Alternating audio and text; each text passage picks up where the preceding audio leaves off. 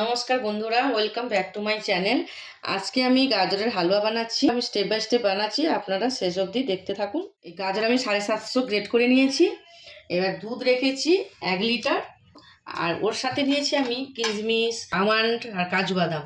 দেখুন, কাজু বাদাম আর কিশমিশ এগুলো গ্রেট করে নিয়েছি। চলুন এবার রান্নার দিকে যাওয়া যাক। এবার আমি কড়াটা বসালাম। এবার কড়ার মধ্যে আমি ঘি দেবো পরিমাণ মতো।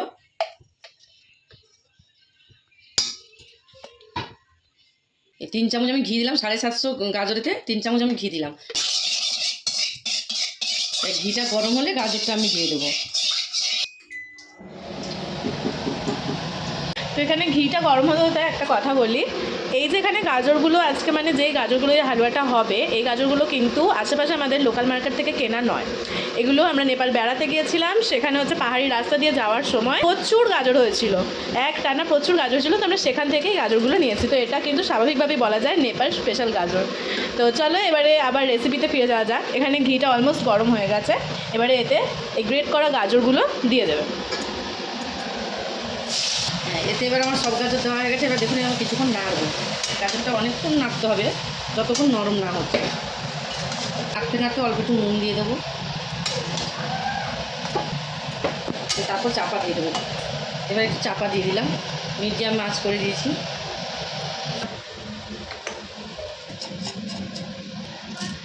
এবার এলাচটা গুঁড়ো করে নিই। গাজরের হালুয়ার জন্য এলাচ গুঁড়ো করছিলাম। এবার এলাচের খোসাগুলো দেবো না, খোসাগুলো ফেলে দেবো, দানাগুলো নিয়ে নেবো। বেছে বেছে সব ফেলে দিচ্ছি।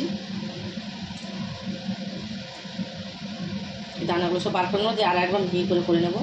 এবার আমার মনে হয় না হয়ে এসছে। আমি 20 মিনিটের মতন ঢাকা দিয়েছিলাম, তার মধ্যে কিন্তু আমি খুলে খুলে নেড়েছি।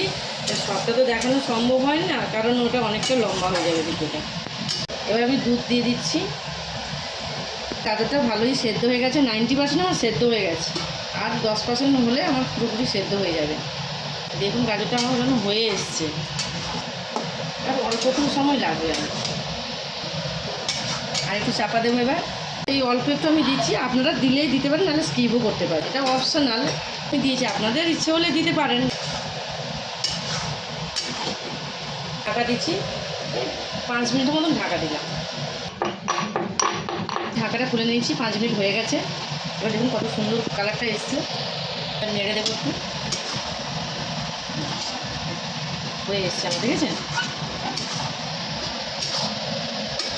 এটা করে মতো আমি চিনি দিয়ে দেবো।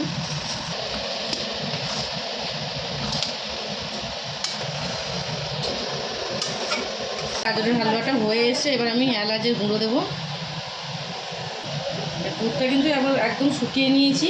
এবার এই ড্রাই ফ্রুটসগুলো এবার দেবো। কিশমিশটা অপশন, আপনারা দিতেই পারেন, না দিতে পারেন। এবার ভালো করে এগুলো মিক্স করে নেব। আপনারা দেখে বলুন কেমন হয়েছে। আপনারা এবার বাড়িতে ট্রাই করে দেখবেন একবার। এবার কেমন হয়েছে আমাকে কমেন্ট করে জানাবেন। এবার হয়ে গেছে আমার, এবার আমি নামাবো।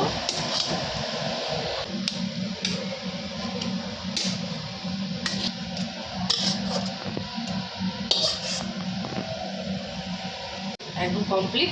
তো ব্যাস এই রেডি হয়ে গেল গাজরের হালুয়া সার্ভ করার জন্য। তো এইভাবে রেসিপিটা সবাই বাড়িতে অবশ্যই ট্রাই করে কমেন্ট করে জানিও কেমন লাগলো খেতে।